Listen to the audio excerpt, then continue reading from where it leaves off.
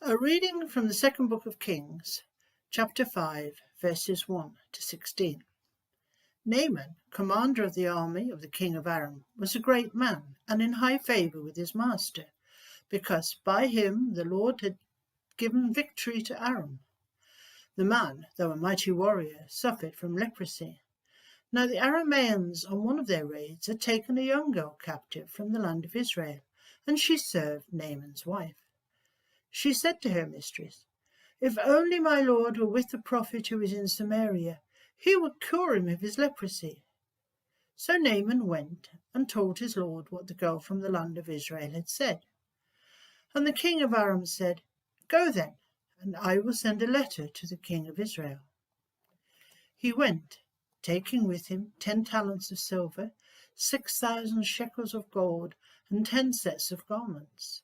He brought the letter to the king of Israel, which read, "When this letter reaches you, know that I have sent you my servant Naaman, that you may cure him of his leprosy." When the king of Israel read this, he tore his clothes and said, "Am I God to give death or life, that the man sends word for me to cure a man of his leprosy? Just look and see how he's trying to pick a quarrel with me." But when Elisha, the man of God, heard that the king of Israel had torn his clothes, he sent a message to the king. "Why have you torn your clothes? Let him come to me, that he may learn there is a prophet in Israel." So Naaman came with his horses and chariots and halted at the entrance of Elisha's house. Elisha sent a message to him, saying, "Go and wash in the Jordan 7 times, and your flesh shall be restored, and you shall be clean." But Naaman became angry and went away, saying, "I thought that for me he would surely come out and stand and call on the name of the Lord his God, and would wave his hands over the spot and cure the leprosy. Are not Abana and Pharpar, the rivers of Damascus, better than all the waters in Israel? Could I not wash in them and be clean?"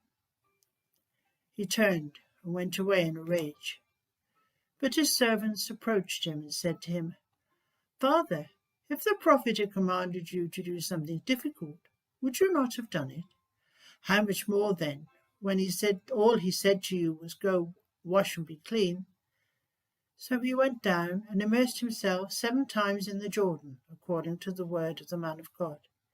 His flesh was restored like the flesh of a young boy, and he was clean. Then he returned to the man of God, he and all his company. He came and stood before him and said, "Now I know there is no God in all the earth except in Israel. Please accept a present from your servant." But he said, "As the Lord lives whom I serve, I will accept nothing." This is a word of the Lord.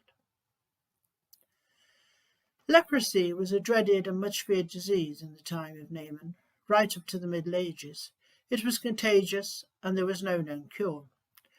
To prevent its spreading, lepers were outcasts. They had to keep well away from those who were not infected and live in leper colonies, or laser houses they were known, the forerunner of social distancing and self-isolating. As Naaman referred to Elisha waving his hand over the spot, it seems his infection was in the early stages. Ancient leprosy began as red spots, which developed into shiny scaly patches and eventually spread over the whole body, causing rotting flesh, hair and teeth loss, and eventually organ failure. This still occurs in some parts of the world, but it is curable with antibiotics. Not so in Naaman's day. Any chance of a possible cure would have been seized upon. So when his wife's maid, who had been captured in a raid, told him of Elisha, Naaman set off to find him. But, like the 3 kings in a later story, he ended up in the wrong place. First he went to see the king of Israel, who was not too happy to receive him, suspecting some kind of plot. Fortunately, Elisha gets to hear of his visit and tells the king, "Send him to me." Poor Naaman is further upset when Elisha doesn't even bother to come and see him, but sends instructions by a messenger. He is a great and honest man in his own land, but Elisha won't even come to the door to see him. What's more, his so-called cure sounds like rubbish. Bathe in the Jordan. There are better rivers in Damascus.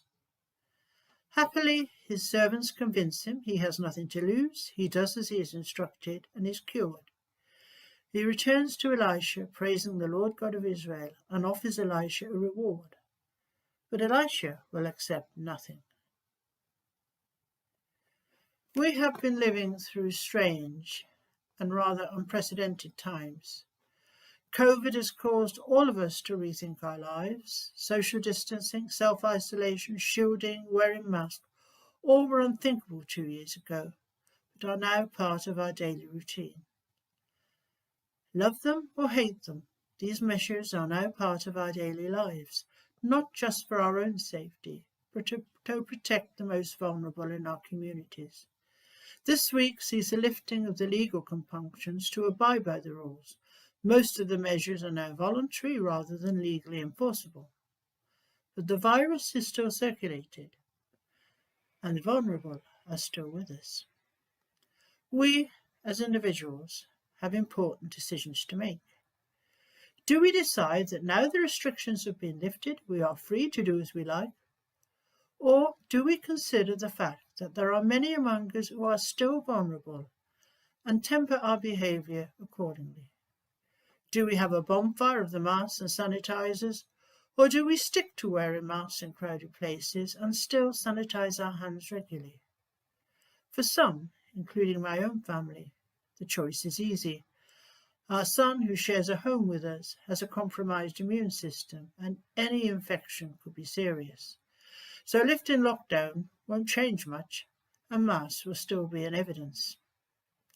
For others, the choice may not be that simple. They are fit, have been vaccinated, and don't really see the need for special measures. But there are many vulnerable people out there: cancer patients, transplant patients, those with serious lung conditions, asthmatics, the list goes on. And unfortunately, they look just like the rest of us. There's no label that says, "Avoid me, I'm vulnerable." And even if there was, the virus can't read. So how do we balance our wants against the needs of others? Jesus, in his new commandment, said, "Love your neighbour as yourself," and everyone is my neighbour. In deciding our actions, we should always be aware of the possible effects on others, and in this pandemic it is no different. No man is an island, and no woman either. Any infectious disease prevention is always better than a cure. One last thought. Elisha refused any payment for curing Naaman. Kate Bingham, who played a major part in getting the vaccination program up and running, the success of which has saved countless thousands of lives, was unpaid. It is nice to know there are still some people who don't do everything for money. Amen.